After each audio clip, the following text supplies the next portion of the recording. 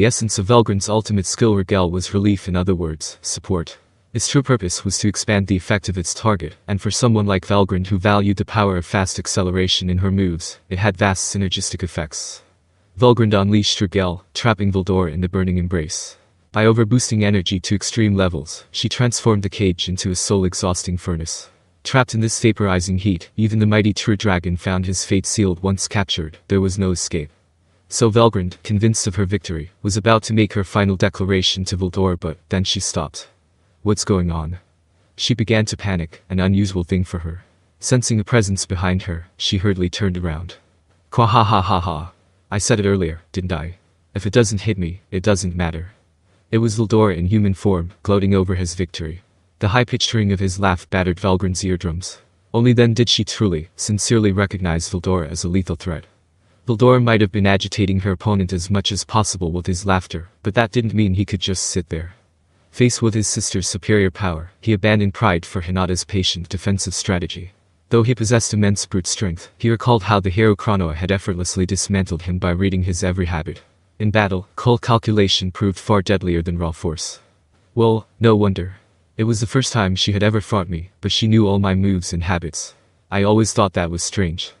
Veldora saw it as cheating, yet he knew saying that would just make him look like a sore loser. The memory of Hinata's smug grin annoyed him greatly, but a loss was a loss. Through training under Muir's influence, Veldora mastered the art of strategy.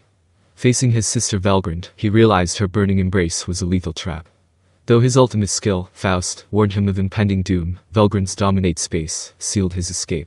For the first time, the storm dragon felt the chill of a threat he couldn't simply outrun. Oh crap, he thought. But just then investigate truth, another aspect of Faust came up with the optimal solution.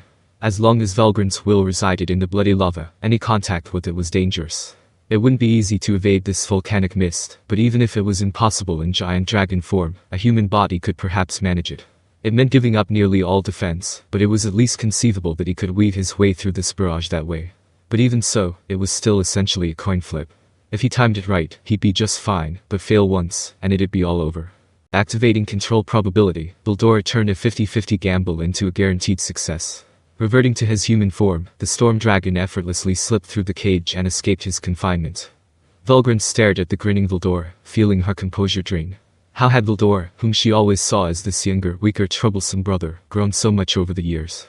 She considered him a brute, a bull in a china shop, but she was wrong. He had mastered an ultimate ability to the point of even rivaling her, and amazingly, he had just escaped from a situation that was absolutely irreversible. She assumed she'd be teaching him a lesson or two today, but now she realized that her hubris had blinded her. She hated to admit it, but Veldora had achieved the same heights she had. Now she recognized him as an equal adversary, or maybe even better. The calm analysis of the situation would reveal that Velgrynd was at a disadvantage. She had just broken out one of her greatest secret moves, and it had been defeated. All her smaller moves could be evaded, and it'd be difficult to inflict any sort of fatal wound. The only way forward was to wear Veldora down and rely on Ludora to invoke Regalia dominion on him. So she adopted a more cautious strategy. Oh, could it be that you've recognized me as your equal now, my sister? Veldora, perhaps noticing Velgrynd's intentions, sassed her as he returned to his dragon form. Velgrynd found it kind of amusing, despite how gassed all this was making her. Come to think of it, I've never really hung out with him. It brought an unconscious smile to her face. Yes, you're right. I have. You're all grown up now, Veldora.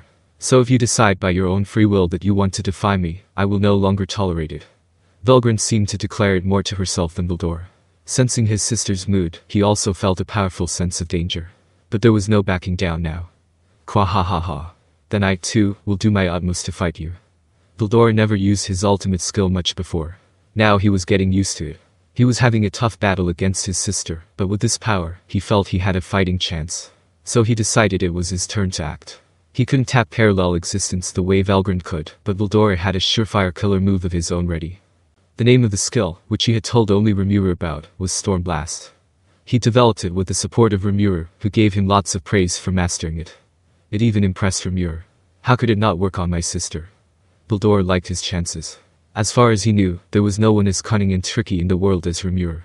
He was always glad to be friends, and not foes, with him. His praise was a ringing endorsement. So he unleashed the Storm Blast without hesitation. A thunderstorm roar emerged from Veldora's mouth. Its fury tore through the air, sending invisible rays of light in all directions. Velgrynd only paid attention to attacks that posed serious danger to her. She immediately assumed that these crisscrossing rays wouldn't affect her at all. But that was precisely the trap. When multiple types of these seemingly meaningless waves intersect, they generate untold destructive power. Much like sonic weapons, they don't pose a threat on their own, but by the time the target takes notice, it is too late. Velgrynd was no exception to this, totally missing this storm blast.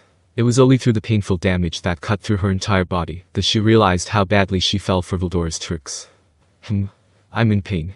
What did you just do, Veldora? Kwa ha ha ha. It's a special technique I've developed. I call it Storm Blast, and I'm quite proud of it. Veldora had the smugest expression in the world. His plan succeeded with flying colors, and he couldn't have been more overjoyed.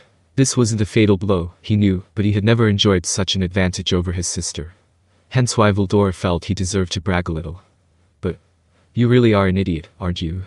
You still have much room for improvement. Now Veldora was in agony from intense pain like nothing he had experienced, and Velgrynd was the one gloating.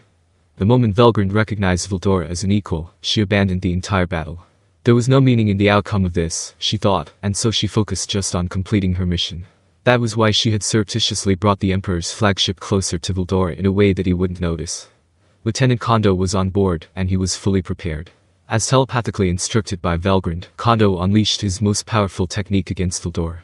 It was a blow that would destroy even gods, a judgment bullet, a type Kondo could fire only once per day.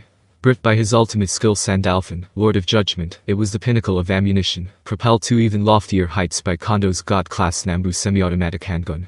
Nothing could outclass it, not even his own necrosis bullets, and as far as Kondo knew, nobody could survive being shot by it. It could even decimate Velgrynd's replications, damaging her gravely in the process. Everything had gone exactly as Velgrynd had calculated. The bullet was fired close to the speed of light, penetrating every type of defensive barrier as it reached its target. Veldora, caught off guard, couldn't address it in time. So it pierced him, and thanks to that, his very existence was now threatened. At first, he was confused. My sister turned to someone else for help. He had been elated, riding high and about to beat his sister, but instead, he fell for her trick. Most of all, however, Veldora was surprised his prideful sister had simply abandoned the competition with him. He knew she gave priority to her own conditions of victory, yet nonetheless, it felt very unlike her to do so. That seemed important, but he had more pressing things to worry about in that moment. Oh no. That man. He must be the one Rimuru told me to watch out for. But he immobilized me with a single blow. Alarms were ringing in Veldora's brain with full force. As a spiritual life form, it was highly abnormal for him to feel pain and suffering. The all-powerful true dragon was on the verge of a life-threatening crisis, an unbelievable fact that even made Veldora fall into panic. If it had been a full frontal attack, he might have weathered it, even if it was impossible to evade. But now that he had been completely taken by surprise, there was nothing even he could do. Ow. I'm in trouble, aren't I? Best to admit defeat this time and get back at her next time. Kwa ha ha ha. Let's just contact Rimuru and... Despite all this, Veldora was relaxed. He knew that he and Rimuru were connected through a soul corridor, which would allow him to be revived at any time. As long as Rimuru remained alive, Veldora was immortal. There was no need for alarm. But things quickly began to take a turn for the worse. Regalia Dominion.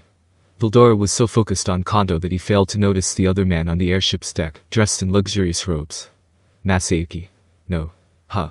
Wait a minute. What is this? This isn't good at all. By the time he realized it, it was too late. Veldora's spirit was about to be taken over by this man, Emperor Ludora. Pounded by the judgment bullet, Veldora was in dire straits. But even now, there was something that he refused to abide by. I hope this is only me, but if this is allowed to pass, even my ally Rimuru could be harmed. I can't allow that to happen, no matter what. Ludora's control over him was stronger than he had imagined. If he got stuck here, unable to do anything, it could even affect Rimuru through their soul corridor. That, Veldora thought, could never be allowed to happen. So he cut the soul corridor by his own will. Good. It's up to you now, Rimuru. With those words, Veldora's consciousness fell into darkness.